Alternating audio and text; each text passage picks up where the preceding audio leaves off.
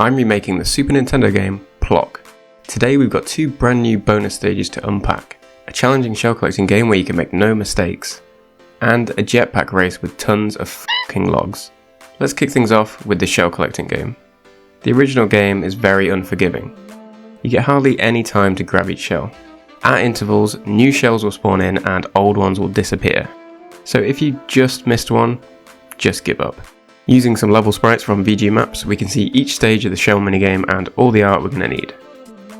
I needed pink shells for collection, weird background shapes that animate, and lots of pink fleshy sacks that could make PLOK sweat. I struggled with the animated tiles as making them repeat was important, but I didn't want to fully copy the original shapes. So rather than trace the tiles exactly, I opted to use the pencil tool with a high pixel size in A-Sprite to place blobs down in similar positions. Later on, when I had to animate it, I simply scale up the blobs and fill in the gaps. Moving on to shell and platform spawning. I use Unity's timeline package to orchestrate the activation and deactivation of groups of shells and platforms. Timeline is typically used for cutscenes like I did in my previous project Hoist.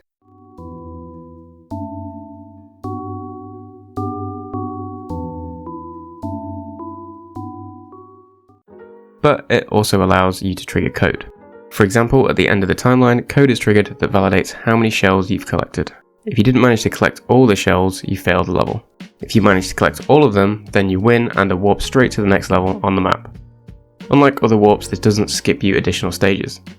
Moving on to what I've been calling a space hopper in my code, only to later realise it's a jetpack, thanks to the manual.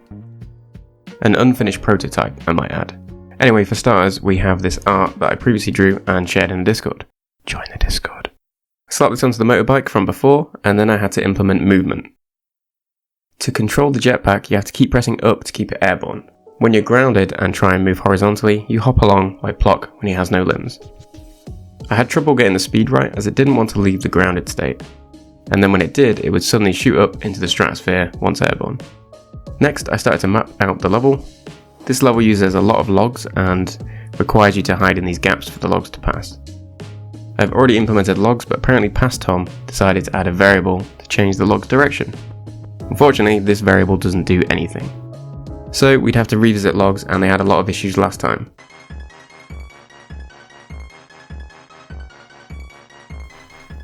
After getting the logs to move to the right, I realised that we had a problem. There's a wall straight after.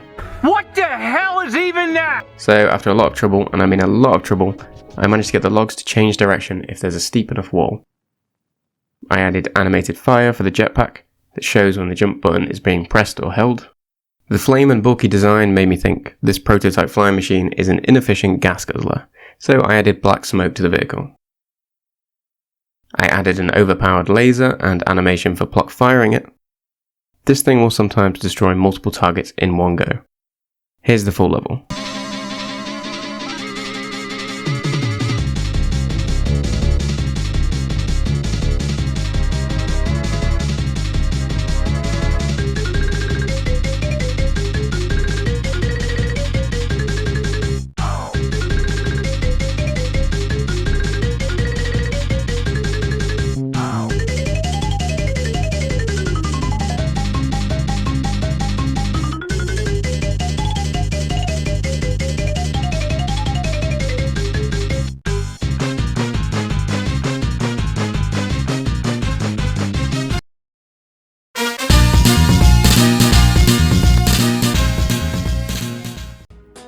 Small changes. Water on the map now moves. Fruits like to jiggle. Fruit can be collected with all projectiles. If you fall off the columns level, you can get back up. Bug fixes. Saw blades can no longer be the hero of a level. Saw blades no longer make you invincible forever. I recently put up a vote on whether to use mouth sounds or continue trying to isolate sound effects from the original game. Please vote if you're interested. It's super close right now, so you can make a difference. Be sure to subscribe for more updates. Thanks for watching.